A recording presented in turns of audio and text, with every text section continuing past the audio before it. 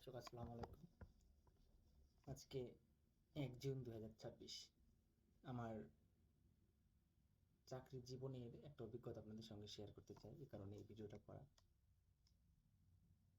সেটা হচ্ছে, জাপানে আপনি যখন কোনো কর্পোরেট লাইফে চাকরি করবেন বা কোনো কর্পোরেট লাইফে অভ্যস্ত হয়ে যাবেন, তখন আস্তে আস্তে আস্তে আস্তে আপনি জাপানিজদের ভিতরের যে ম্যানারটা, ভিতরের যে রূপ আর কি, আমরা বাংলাদেশে যে সেই ভিতরের রূপটা দেখতে পারবেন।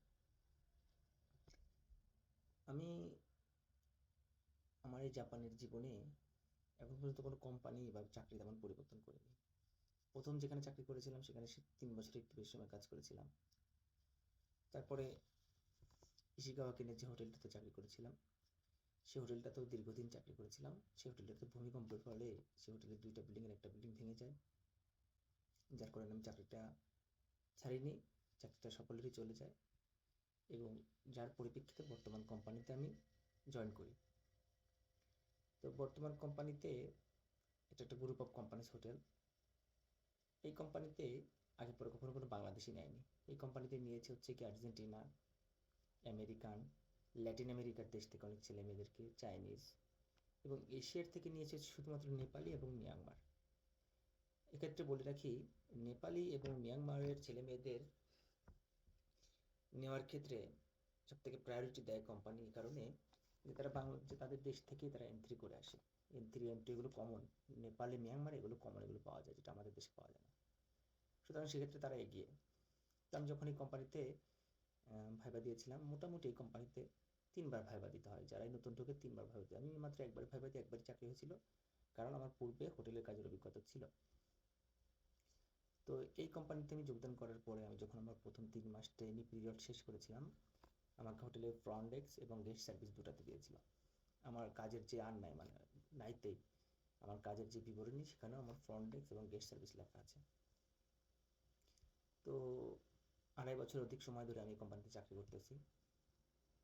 এর আগে আগের কোম্পানিতেও প্রায় অনেক দীর্ঘদিন চাকরি করেছি। তার আগে একটা কোম্পানিতে 3 বছর চাকরি করেছি। টোটাল একটা লং টাইম চাকরি নিয়ে। তো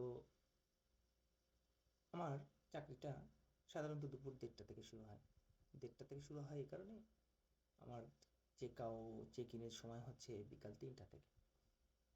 আমার হোটেলটা একটা 5 স্টার মানের হোটেল। হোটেলের মধ্যে পাবলিক সুইমিং পুলই আছে 4টা। এছাড়া প্রত্যেকের রুমে আলাদা আলাদা ছোট ছোট পুল আছে, ছোট ছোট বাথটাব আছে গোসল করার জন্য, যেখান থেকে ঝর্ণার মতো পানি বের হয়। তো এই কোম্পানিতে আসার পর আমি মোটামুটি দুপুর 1:30 থেকে কাজ শুরু করি। 1:30 থেকে কাজ শুরু করলে 1 ঘন্টা টিফিন দিয়ে আমার রাত 10:30 কাজ শেষ হওয়ার কথা। তো মোটামুটি দেখা যায় যে রাত 10:30 আমার কাজ শেষ হয় না, রাত 11:30, 12টা, 12:30 আমার কাজ শেষ হয়। মানে প্রত্যেক দিন সব কাজ করে, সব হিসাব নিকাশ ক্যাশ কাউন্টারে বুঝিয়ে দিয়ে সব কিছু করে, তারপর সেটা লক করে, রাতে একজন পাহারাদার থাকে, সেই পাহারাদার, আরেকজন ফ্রন্টে একজন থাকে, ফ্রন্ট ডেস্ক থাকে, এই দুজনকে সব কিছু বুঝাই টুঝাই দিয়ে তারপরে বাসায় ফিরতে হয়।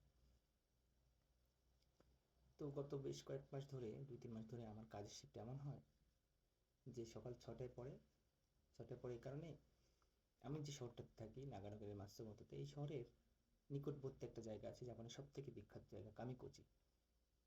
তো কামিকোচিতে যে অনেক ব্যয়বহুল, ওখানে হোটেলে থাকতে গেলে প্রচুর ব্যয়বহুল। এই কারণে মোটামুটি যারা একটু মাতসুমোতোতে থাকে, মাতসুমোতো থেকে সকালবেলা খুব ভোরে উঠে কামিকোচির উদ্দেশ্যে ট্রেন বা বাস পাওয়া যায় 5টা, 5:30, 6টা, 6:30 এই টাইমগুলোতে, 7টায়।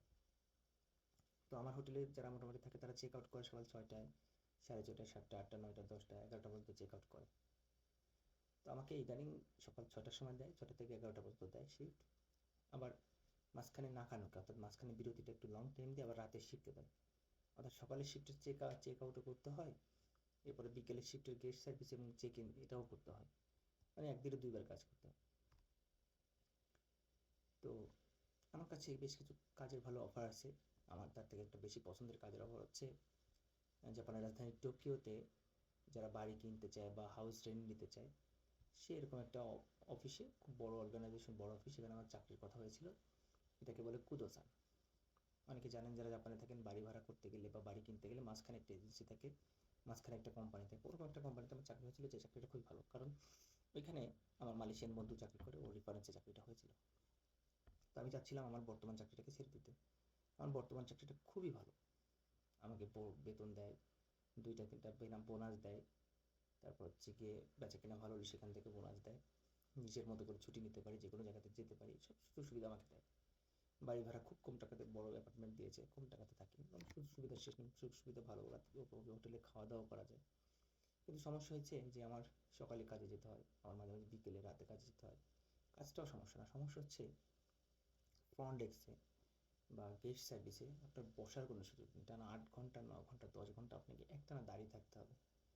আসলে অনেকে মনে করেন যে দাঁড়িয়ে থাকা কাজ তো কোনো কাজই না। ভাই, আমি এর আগে অনেক কষ্টের কাজও করেছি জাপানে এসে। দাঁড়িয়ে থাকা কাজটা বেশ কঠিন। অন্য কাজ একটু যেভাবে মুভমেন্ট করা যায়, নড়াচড়া করা যায়, দাঁড়িয়ে থাকা কাজে কিন্তু নড়াচড়া মুভমেন্ট না করতে পারলে পায়ে যে রানের যে পেশির মাংস, এই মাংস খুব ব্যথা হয় এবং হাড়ে মাজা লেগে আসে। তো কোম্পানিকে আমি গতকালকে 31/5/2026 কোম্পানিকে একটা মেল করেছি, মানে একটা মেসেজ দিয়েছি কোম্পানি লাইন নামে একটা, আমাদের দেশে যেমন মেসেঞ্জার ফেসবুক চলে, জাপানে লাইন নামে অ্যাপস চলে। সেখানে আমি মেসেজটা দুজনকে দিয়েছি ফরওয়ার্ড করে। একজন হচ্ছে আমার কোম্পানির ম্যানেজিং ডিরেক্টর অর্থাৎ চেয়ারম্যান যিনি, তাকে। আর একটা দিয়েছি আমার বিভাগ ফ্রন্ট ডেস্কের যিনি ম্যানেজার, তাকে। মেসেজটাতে আমি লিখেছি যে আমি 2-2.5 বছর ধরে অত্যন্ত সততার সঙ্গে কাজ করেছি।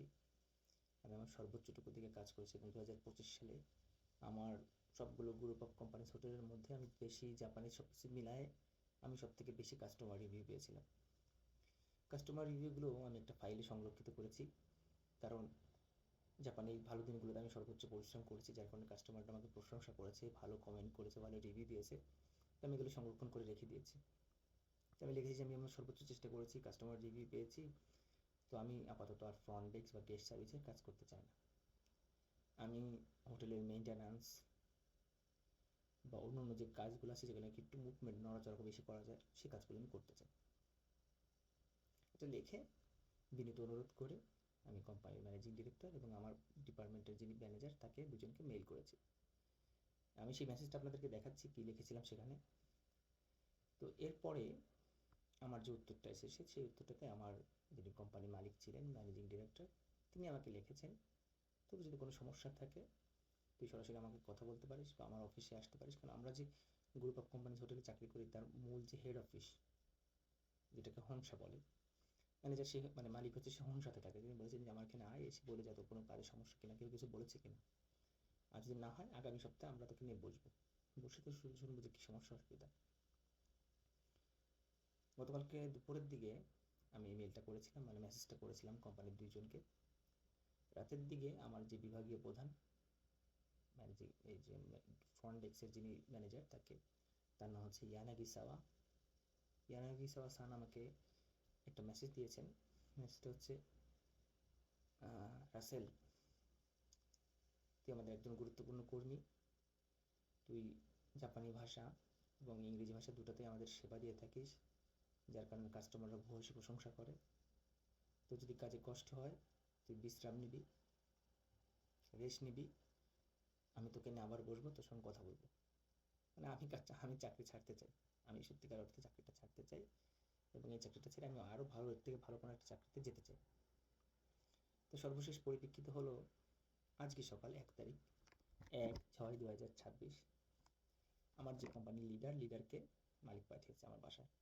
আমাকে মাত্র ফোন দিলেন, বাজারে বের হবো বলেছে যে আমাকে আজকে নিয়ে সারাদিন একটু ঘোরাতে, আমার যদি বাজার ঘাট করার লাগে কিছু না থাকে আমাকে বাজার ঘাটগুলো করে দিতে বলেছে লিডারকে। লিডার গাড়ি নিয়ে আসবে, লিডারের গাড়ি, নিজের গাড়িতে যাব।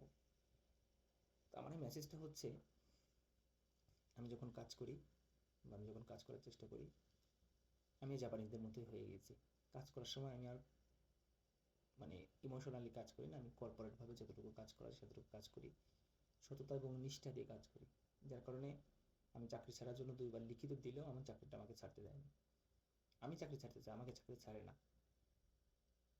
আমি মনে করি, আমি যখন জাপানে এসেছিলাম প্রথম, তখন কানাগাওয়াতে থাকতাম, আমি অনেক কষ্টের কাজ করেছি। আমার সঙ্গে আমাদের এক বাংলাদেশের ভাই ছিলেন কুষ্টিয়ার, তিনি অনেক কষ্টের কাজ করেছেন, তিনি এখন ভালো কাজ করতে চান, চিবাতে একটা এজেন্সি খুলেছেন, এজেন্সি কাজ করেন।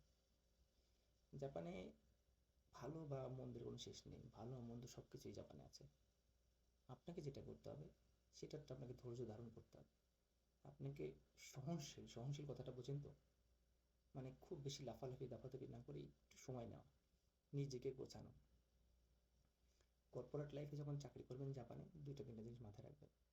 জাপানে নিজেকে কাজের ক্ষেত্রে সবটুকু দেখাতে যাবেন না। আপনি ধরেন কাজ করতে পারেন 10 গুণ, যখন কোম্পানি বুঝে যাবে যে আপনি কাজ 10 গুণ দিয়ে 15 গুণ দিলে আপনি কাজ করতে পারবেন, তখন আপনাকে 15 গুণ দিবে, 20 গুণ দিবে। কোম্পানিতে বোকাশোকা থাকুন। বোকাশোকা থাকা একটা ভালো লক্ষণ, কারণ জাপানে বোকাশোকা লোকদের খুব বেশি কাজের চাপ দেয় না, কারণ ও যদি ভুল করে বসে সেটা কোম্পানির উপর দায় করবে। কাজের ক্ষেত্রে পণ্ডিতি না করে চুপচাপভাবে নিজের যে কাজটুকু সেতটুকু করা, ওর বেশি অতিরিক্ত করতে যাওয়াটা বুদ্ধিমানের কাজ না। এটা হচ্ছে জাপান।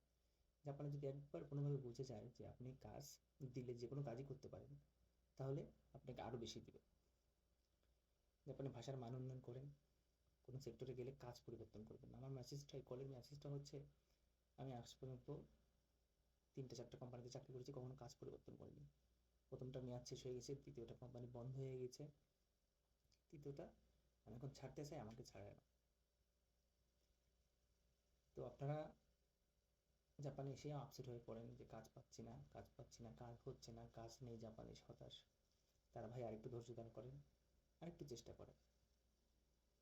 আমার দেশ না তো এটা, এটা তো ওদের দেশ, ওরা ওদের মতো করে আপনাকে চাইবে। জাপানে আপনি যতক্ষণ পর্যন্ত শ্রম দিতে পারবেন ততক্ষণ পর্যন্ত ওদের দৃষ্টিতে সুন্দর, ভালো। শ্রম দেওয়া বন্ধ করে দিলে ওদের খারাপ রূপ দেখতে পারবেন।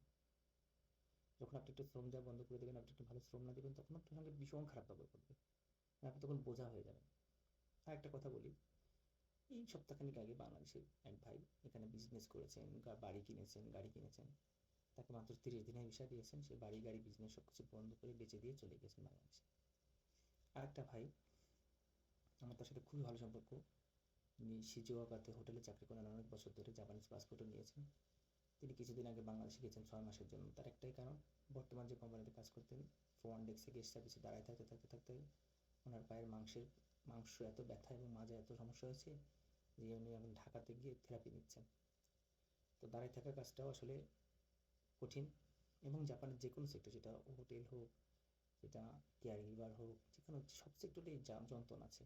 সুতরাং এক সেক্টর থেকে আরেক সেক্টরে পরিবর্তন করে ওখানে গেলে ভালো থাকবেন, এটা ভাবা ঠিক না। আমি যে চাকরির রিজাইনমেন্ট দিয়েছিলাম, জানিয়েছিলাম যে আমি চাকরিটা করবো না, বা আমাকে অন্য সেক্টরে দাও, কোনোটাই দিল না, আমার চাকরিও ছাড়তে দিল না, আমাকে এই সেক্টরে রেখে দিল। এখন আমি এই সেক্টরে আরও ধৈর্য ধারণ করবো, আরও কিছুদিন চেষ্টা করবো। সুতরাং আপনাদের কাছে আমার মেসেজ হচ্ছে, জাপানে এসে আপসেট হবেন না, ধৈর্য ধারণ করবেন। ধন্যবাদ। আমি কোম্পানিকে যে মেসেজটা দিয়েছিলাম সেটাকে আপনাকে আমি একটা জায়গায় নোটবুকে রেখে দিয়েছি, সেটা আপনাদেরকে দেখাই। এটা হচ্ছে এই যে, স্বাস্থ্য ও কাজের চাপ বিবেচনা করে বিভাগ পরিবর্তনের আবেদন। আপনার অব্যাহত সহযোগিতার জন্য ধন্যবাদ। আমার নাম রাসেল, আমি ফ্রন্ট ডেস্ক ও গেস্ট সার্ভিস ডিপার্টমেন্টের একজন কর্মী। আমি ফ্রন্ট ডেস্ক ও গেস্ট সার্ভিস ডিপার্টমেন্টে প্রায় 2 বছর ধরে নিষ্ঠার সাথে কাজ করে আসছি। আমি গর্বের সাথে বলতে পারি যে ব্যস্ত সময়েও আমি সবসময় দৃঢ় দায়িত্ববোধের সাথে কাজ করেছি, এবং 2025 সালের সর্বোচ্চ কাস্টমার রিভিউ আমি পেয়েছিলাম। তবে গত 2 বছর ধরে অত্যন্ত ব্যস্ত ও উচ্চ চাপযুক্ত পরিবেশে বিশ্রামহীনভাবে একটানা কাজ করার ফলে আমি বর্তমানে চরম শারীরিক ও মানসিক ক্লান্তিতে ভুগছি। বিশেষ করে দীর্ঘক্ষণ দাঁড়িয়ে থাকার কারণে সম্প্রতি আমার কোমরের নিচের অংশে এবং পায়ে তীব্র ব্যথা ও অসাড়তা দেখা দিয়েছে। এই অবস্থায় ফ্রন্ট ডেস্ক ও গেস্ট সার্ভিসের কাজ চালিয়ে যাওয়া শারীরিকভাবে খুবই কঠিন, এবং আমি গভীর উদ্বিগ্ন যে এটা আমার গ্রাহকদের সেবার মান এবং কাজের দক্ষতার উপর বিশেষ প্রভাব ফেলবে। আমি এই হোটেলের একজন কর্মী সদস্য হিসেবে অবদান রাখা চালিয়ে যেতে চাই, কিন্তু আমার বর্তমান স্বাস্থ্য বিবেচনা করে আমার কাজের চাপ কমানো প্রয়োজন। গত 2 বছরের কাজের পারফরমেন্স এবং বর্তমান পরিস্থিতি বিবেচনা করে আমার আন্তরিকভাবে অনুরোধ করছি যে যত তাড়াতাড়ি সম্ভব আমাকে ফ্রন্ট ডেস্ক গেস্ট সার্ভিস থেকে এমন একটি বিভাগে বদলি করার বিষয়টি বিবেচনা করুন যেখানে শারীরিক পরিশ্রম কম। এই অসুবিধার জন্য আমি ক্ষমা প্রার্থী, কিন্তু আপনি যদি আমার এই বিষয়টা ইতিবাচক এবং মানবিক দৃষ্টিকোণ থেকে বিবেচনা করেন তবে আমি কৃতজ্ঞ থাকবো। ধন্যবাদ বোঝার জন্য। সুবিশান্তে 31 মে 2026, ফ্রন্ট ডেস্ক ও গেস্ট সার্ভিস বিভাগ, রাসেল। এটা আমি জমা দিয়েছিলাম আমার কোম্পানিকে। প্রথমে দিয়েছিলাম আমার ম্যানেজিং ডিরেক্টরকে, যে বইটা দিয়েছিলাম, যে আমি প্রথমে লিখেছিলাম, তারপর আমার বিস্তারিত লিখেছিলাম। লেখার পরে কোম্পানি যেটা ম্যানেজিং ডিরেক্টর যেটা বলেছেন সেটা আপনাদেরকে দেখাই। ম্যানেজিং ডিরেক্টর বলেছে, তোকে কেউ কিছু বলেছে বা তোকে তোর লিডার কোনো কিছু বলেছে? আমি আপনাকে এটা বাংলা করে দেখাই। দেখুন যে আগামী সপ্তাহে সময় বের করব, তাই অনুগ্রহ করে ততক্ষণ অপেক্ষা করুন। কামিজের বিষয়টি সে অন্য কোনো সমস্যা আছে কি সেই বিষয়ে আমরা আলোচনা করবো। অর্থাৎ আমার লিডারকে আমাকে কোনো কিছু বকাঝকা করছে কিনা, কোনো কিছু করছে কিনা আমার কাছে জানতে চেয়েছে, আমাকে আগামী সপ্তাহে নিয়ে বসবে। এবার যাওয়া যাক, আমার এটা ছিল মালিক। এবার যাওয়া যাক আমার যিনি ম্যানেজার, ম্যানেজার আমাকে উত্তর দিয়েছেন কি। ম্যানেজার আমাকে উত্তর দিয়েছেন, চলুন দেখাই।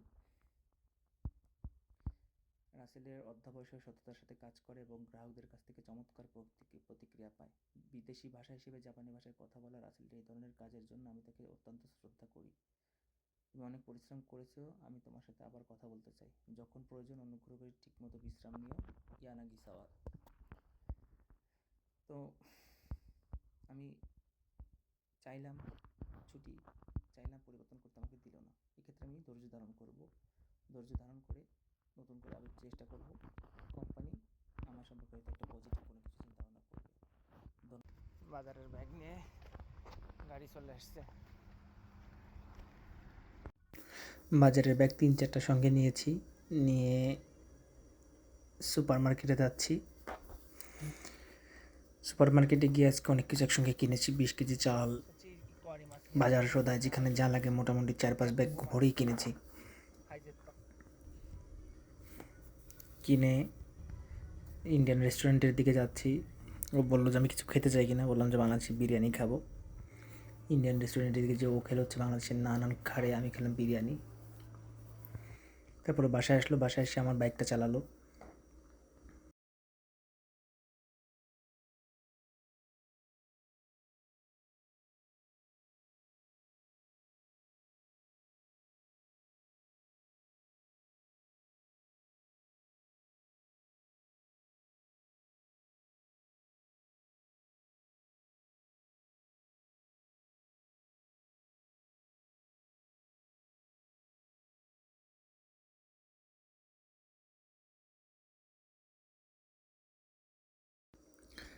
এভাবে আমাকে বুঝিয়ে শুনিয়ে আগামীকালকে কাজে যাওয়ার জন্য বলে গেল, যে কাজে ধৈর্য ধারণ কর। এরপরে আস্তে করে সে বিদায় নিয়ে গেল। আমাদের জীবনটা হচ্ছে এরকমের বিদেশের জীবন।